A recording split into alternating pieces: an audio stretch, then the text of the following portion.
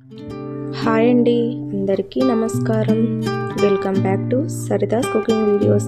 ఈరోజు నేను మీకు ఫుల్ గ్రేవీ చికెన్ కర్రీ ఎలా ప్రిపేర్ చేసుకోవాలో చూపిస్తాను రండి. ఈ కర్రీలో జీడిపప్పు కానీ వేరుశెనగపప్పు కానీ ఏది లేకుండా చిక్కటి గ్రేవీ ఎలా తయారు చేసుకోవాలో చూపిస్తాను.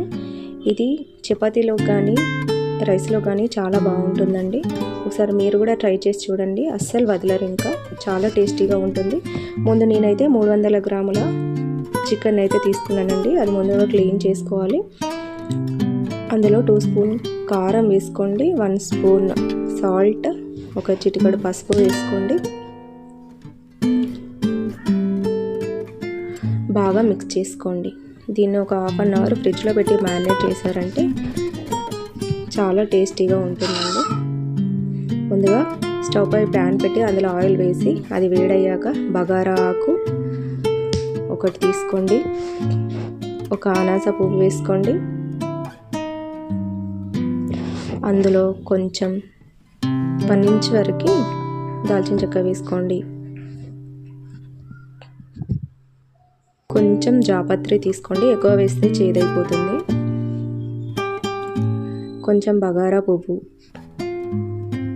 అందులో 4 లవంగాలు, 4 యాలకులు వేసుకొని ఫ్రై చేయండి. అది ఫ్రై అయిన తర్వాత 4 పచ్చిమిర్చి తీసుకొని అందులో వేసి వేయించండి. అందులో 1 కప్పు మీడియం సైజ్ ఆనియన్ తీసుకున్నానండి, అది కూడా వేసుకొని వేయించుకోండి.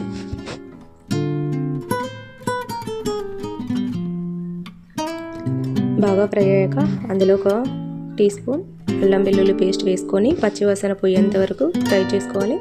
అందులో 1 స్పూన్ ధనియాలు వేసుకోండి, బాగా ఫ్రై చేసుకోండి.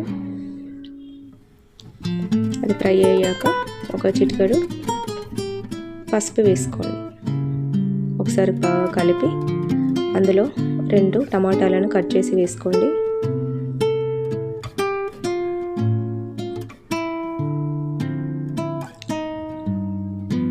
అందులో 1/2 టీ స్పూన్ కారపొడి వేయండి.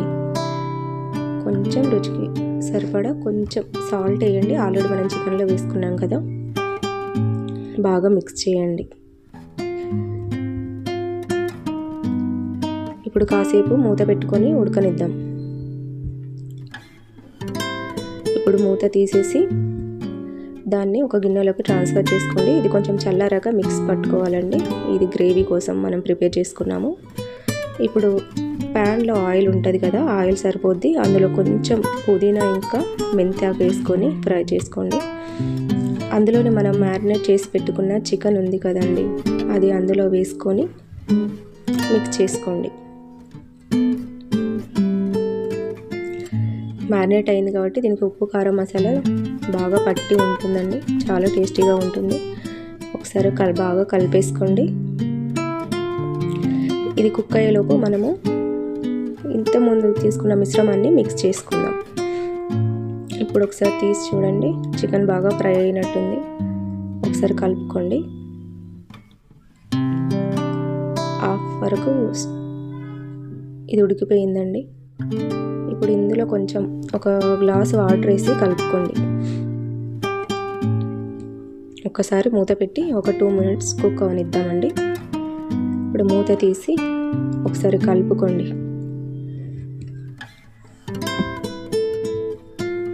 మనం ఇంతకుముందు ఏదైతే మిశ్రమాన్ని మిక్సీ పట్టుకున్నాం కదా, ఆ పేస్ట్ తీసి కర్రీలో వేయండి.